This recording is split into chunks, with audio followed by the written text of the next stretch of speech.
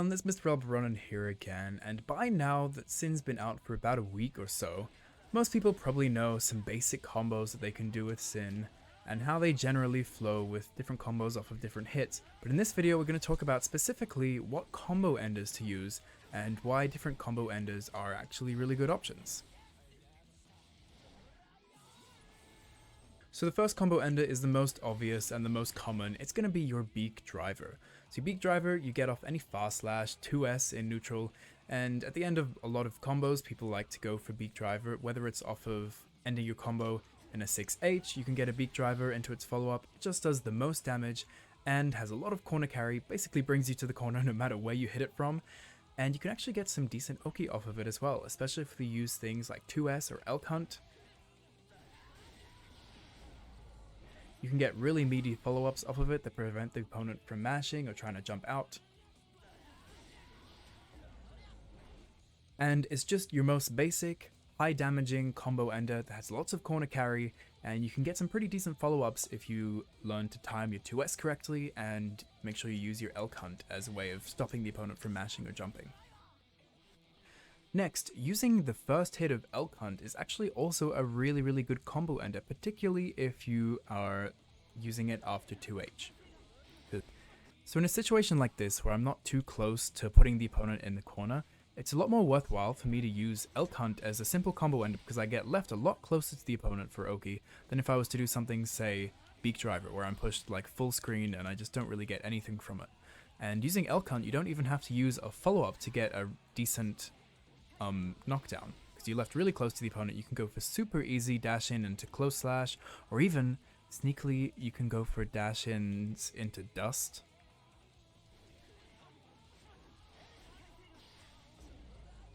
which is just the most satisfying thing to land.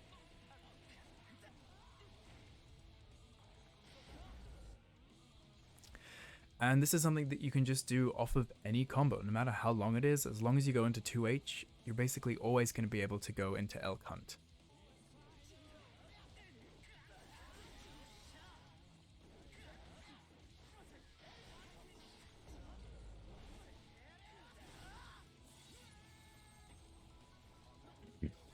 And off of certain combos where there isn't too much gravity scaling, you can also go into Elk Hunt off of a 6H. Which is just another option of using a good combo ender that is cheap and leaves you a lot closer to the opponent than Beak Driver without the follow-up.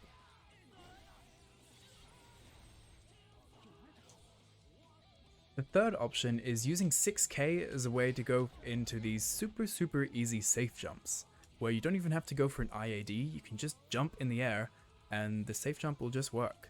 So off of a super simple combo where you get a 2H or something, you can just go close slash, 6K, and you'll just safe jump them.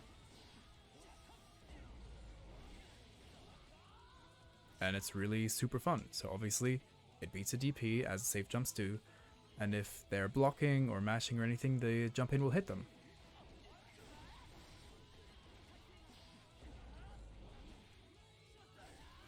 And this is just a super easy way of continuing your offense with Sin, just by sacrificing a little bit of damage at the end of your combos and choosing to not break the wall to go in for, you know, baiting DPs or baiting button mashes and just going in for some more lovely offense. And this even works off of combos mid-screen.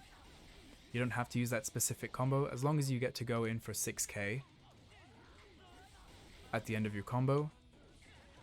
As long as you can go for 6K at the end of your combo, you'll get a lovely safe jump, beating DPs and beating mashers all at once. The fourth combo is of course the infamous Kara Supers. Confirming a fast slash Beak Driver into a perfect hit Tyrant Rave is going to do a ton of damage and doesn't require you to do a big long combo, therefore it builds the opponent's burst meter and tension gauge a lot less, and it just does a huge chunk of damage for not too much work. And there's something you should really aim going for, because it simplifies your combos a lot and just leads to a lot more explosive damage.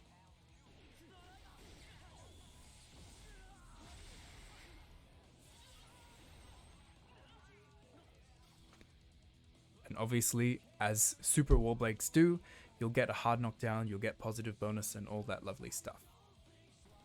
going for Kara's into your Ride the Lightning can actually be even more useful because it'll work from basically anywhere on the screen.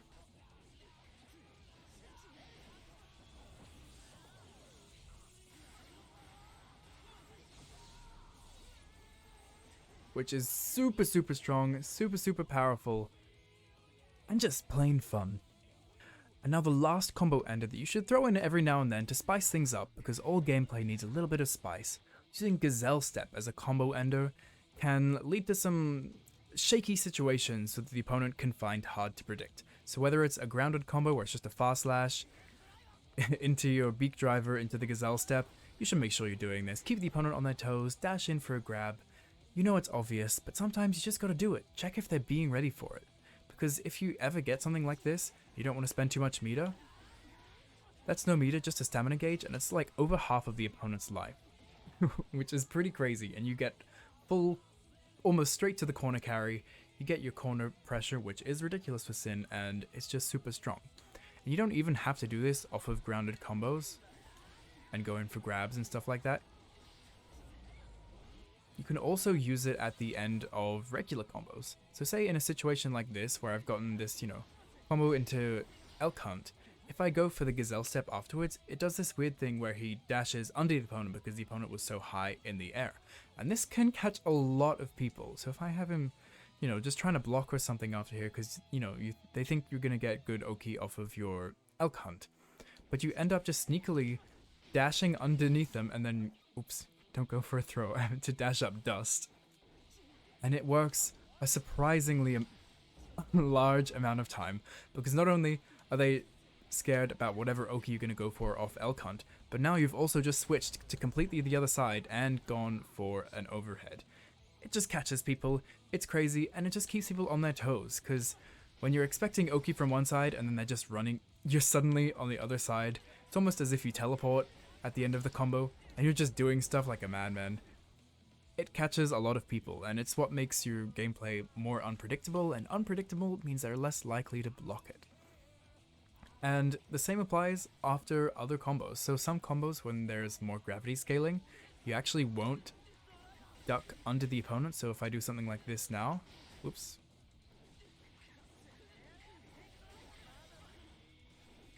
If I do it in a situation like this, it actually won't go over the opponent, and if the opponent wasn't trying to mash throw there, they would have gotten hit by the overhead dust on the left side of the screen rather than the right, but it would have been hard to tell whether he's going to cross under or cross on the same side, and it all depends on the gravity scaling in the combo. So, now that we've talked about all 5, let's recap all of them and quickly mention their main benefits. So first off, we have Beak Driver. It does the most damage and can lead to some pretty meaty follow-ups if you go for 2S or Elk Hunt afterwards. So, first up we have Beak Driver. It's the most damaging follow-up, it has a lot of corner carry, and can lead to some really meaty follow-ups if you go for dash in 2S or Elk Hunt.